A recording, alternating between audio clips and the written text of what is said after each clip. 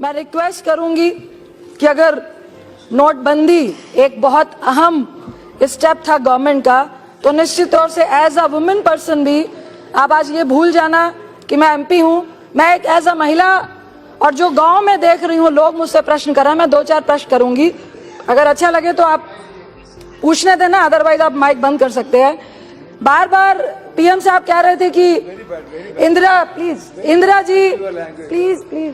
जी ने क्यों नहीं किया, इंदिरा जी ने डिमोनेटाइजेशन क्यों नहीं किया, मोरारजी देसाई जी ने किया, उसके बाद किसी ने नहीं किया। 40 बार कमेटियां बैठी और ये चीजों की बात हुई। आपने बार बार, आपके पीएम ने कहा कि इसलिए नहीं किया क्योंकि उनको वोट की राजनीति करनी थी। प्लीज सुनो, प्लीज। मैंने बोला पीएम ने कहा, मैंने नहीं कहा। No cross talking. यहाँ तो उनके भाषण से यही लग रहा था। Please address the chair, please address the chair. जब भाइयों बहनों वो कहेंगे तो हम क्यों, आपका ही पीएम बोलना पड़ेगा ना। No, please address the chair. उन्होंने ये कहा कि इंदिरा जी ने वोटिंग के लिए किया था, लेकिन मैं जरूर कहूंगी कि 100 बेईमान बच जाए, लेकिन एक ईमानदार को बचाने के लिए जो लीडर होता है वो पहले ईमानदार को बचाता है। जो 125 डेथ हुई है, यह अनुभव था उनका।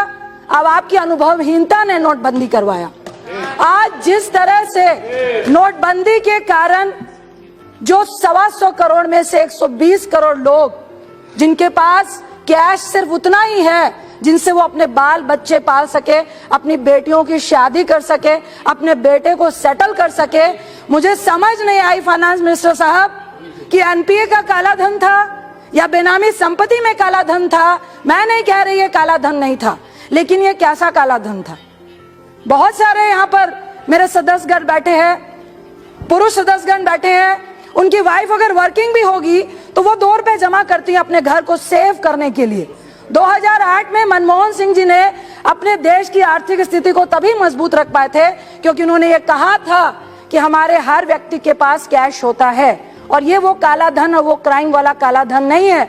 वैसे ही एक घर में जब एक पति कहता है कि मेरा बिजनेस ठप हो गया है, मेरे को घर गिरवी रखना पड़ेगा, तो पत्नी या माँ के रूप में एक महिला कहती है कि मेरे पास तुम्हारे ही पैसे चुराए हुए हैं, फिक्र नहीं करो, घर बच जाएगा। तो क्या वो, प्लीज, क्या वो काला धन था? मैं आपसे पूछती हूँ, हमारे देश में एक बहुत बड़ी कुरीति है दहेज।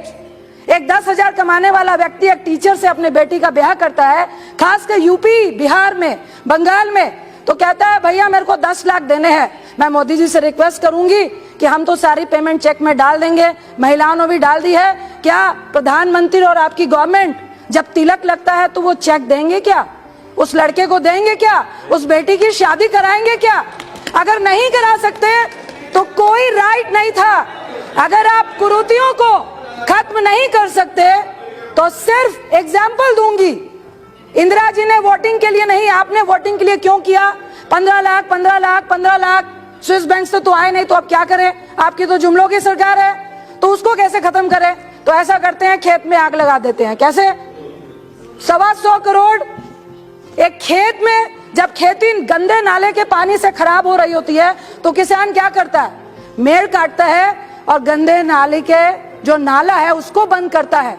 आपने क्या किया? गंदे नाले को, पानी को बंद कर देंगे तो फाइनेंस कहां से होगा? में पैसा कहां से देगा? पैसा कहां से देगा? अंदर दिया।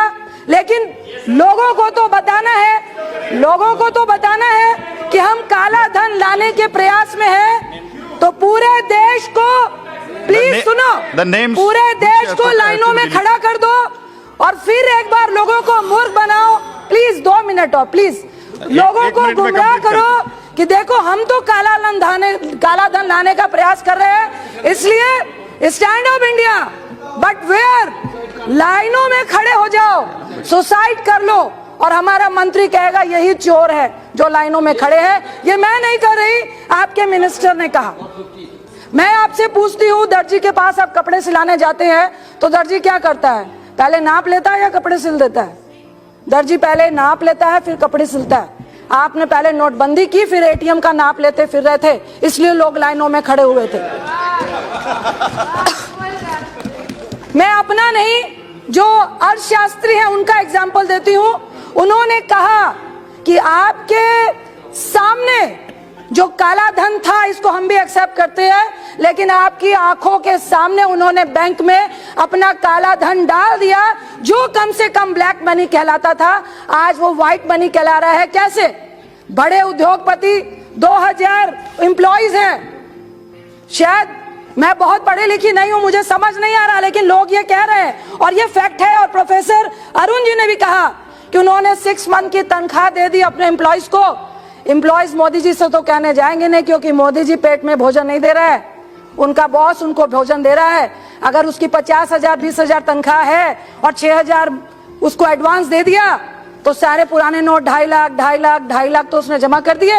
अब जो उसको नए नोट आएंगे तो वो मालिक ने अपने, कम से कम उनका अंदाजा है कि 2.5 से 3 लाख करोड़ रुपए आपकी नजरों के सामने बैंक में वाइट हो गए।